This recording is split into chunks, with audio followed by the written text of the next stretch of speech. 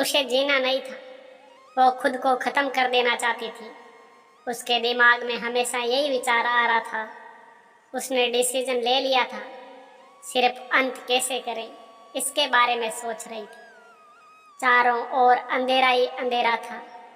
अपने ही सोच में मगन पूनम नीचे बैठकर बहुत वक्त तक ऐसे ही बैठे फर्श की तरफ एक टक देख रही थी। पति के धोखेबाजी से पूनम अंदर से टूट गई थी।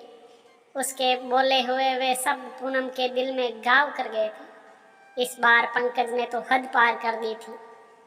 अब और जीने का कोई अर्थ ही नहीं बचा था। अब खुद को खत्म कर दूं, इसके सिवाय दूसरा विचार उसके मन में नहीं आ रहा था। दोनों बच्चे गहरी नींद में थे। एक नज़र उनकी तरफ देखा, उनके सिर पे प्यार से हाथ फेरा। आंखों में आंसुओं की धारा बहने लगी थी। उसने मन में एक दृढ़ निश्चय किया था।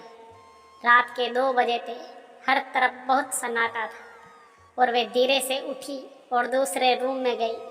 गले में फांसी का फंदा डालने ही वाली थी, तभी कुछ गिरने की आवाज़ आई।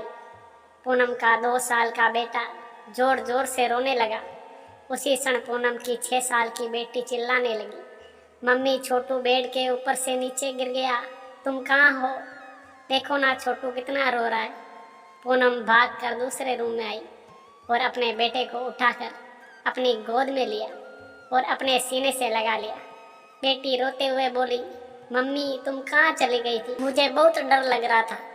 तुम हम दोनों को छोड़कर कहीं मत जाओ, मुझे अकेले में बहुत डर लगता है।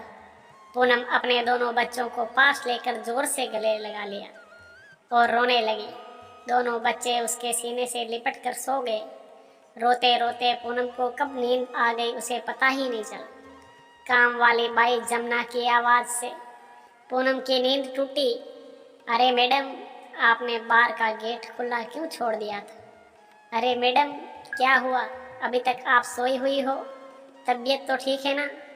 वो खुद को संभालते हुए बोली, हाँ थोड़ी तबीयत ठीक नहीं है। घड़ी में वक्त देखती है तो 8:30 बजे थे। आज तुम्हें आने में इतनी देर क्यों हो गई? मैडम, चौथी गली में मेहताजी रहते हैं ना, उनके बहू ने फांसी लगाकर आत्महत्या कर ली। 2 बच्चे हैं उनकी एक 10 साल की बेटी और 6 साल का बेटा है। यह सुनकर पूनम के कलेजे को धक्का लगा। अपनी साड़ी ठीक करके उसने पूछा, कब हुआ? जमुना ने बोला, रात को हुआ मैडम।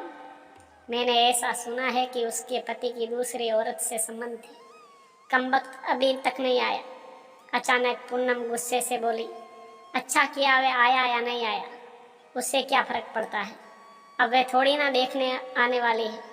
यह सुनकर जमुना पूनम के कान के पास आई और धीरे से बोली, मैडम मैं अनपढ़ गंवार हूँ और घर घर में जाकर झाड़ू पोछा करके मेरा पेट भरती हूँ, और आप पढ़े लिखे हुए लोग हो। भले ही मैं आपसे उम्र में बड़ी हूँ, जीवन का अनुभव आपसे थोड़ा ज़्यादा है। आजकल साहब और आपके बीच जो चल रहा है वह ठीक नहीं है। मुँह बंद था, फिर भी मेरे कान खुले रहते थे। मैं एक औरत हूँ और औरत के दुख को भी समझती हूँ, इसलिए मुझे आपको एक बात बतानी है। आत्महत्या ये कोई भी समस्या का समाधान हो ही नहीं सकता। जिंदगी में उतार चढ़ाव तो आते ही रहते हैं। इसका मतलब ऐसा नहीं कि आप अपनी जान दे दो। मैडम जी, कभी कभी आदमी अपना रास्ता भटक जाता है, पर अंत में घूमकर अपने ही घर वापस आता है।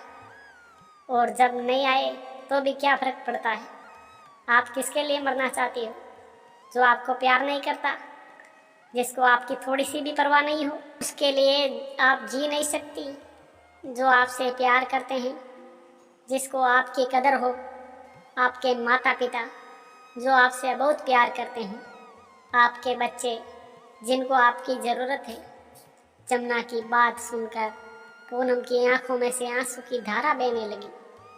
पूनम जमुना को गले लगाकर रोने लगी। जमुना पूनम को पीठ पर से हाथ फेरते हुए सोफे पर बैठा थी और बोलती है, बुरा नहीं मानो तो एक बात बोलूं मैडम, खाली दिमाग शैतान का घर होता है।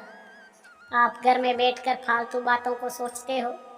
मैं आपके घर में काम करने के बाद 9 से 3 इस वक्त स्कूल में झाड़ू लगाने जाती हूँ। वहाँ की प्रिंसिपल मैडम बहुत अच्छी है। आप तो पढ़े हुए हो, अगर आप बोलती हो तो मैं आपके लिए टीचर का काम करने का पूछूं क्या?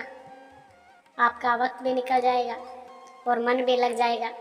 इस पर पूनम चुप बैठी थी। कोई भी जवाब ना मिलने पर जमुना बोली, मैं आपके लिए चाय लेकर आती हूँ।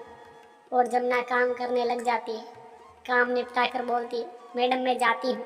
उतने में पूनम उससे बोलती है, रुको जमुना, तुम स्कूल में मेरे लिए पूछना। यदि संभव हो तो प्रिंसिपल मैडम का नंबर मुझे ला कर दो। जमुना के चेहरे पर खुशी का भाव दिखा। जमुना पूनम के पास जाकर बैठी और धीरे से बोली, मैडम मैंने दूसरे रूम में बेड पर स्टूल रखा हुआ देखा था। ऐसा आप कभी भी मत करना। ये आपका घर है। इसे बचाने को आपसे जो हो सके वे कीजिए। बिना लड़े आपने हार मान दी। जमुना पूनम के हाथ अपने हाथ में लेकर बोली, मैडम एक फिल्म में एक हीरो ने एक डायलॉग बोला था, लड़ाई लड़कर जीती जाती है, मरकर नहीं, क्योंकि मुर्दे कभी लड़ा नहीं करते। जमुना हाथ नचाते हुए ऐसे बोलने लगी। यह देखकर पूनम को बहुत हंसी आई। जमुना की बात सुनकर पूनम का मन हल्का हो गया और उसे एक नई आशा की किरण भी दिखी। वे अलमारी में से अपने सर्टिफिकेट निकालने लगी। दोस्तों, पति पत्नी का रिश्ता ये बहुत स्नेही होता है। भगवान को यही दुआ करता हूँ कि कोई भी पति पत्नी के जीवन में ऐसा मोड़ नहीं आए। अगर आया भी तो आत्महत्या उसका इलाज नहीं है। जीवन में कोई भी समस्या का आत्महत्या समाधान हो ही नहीं सकता।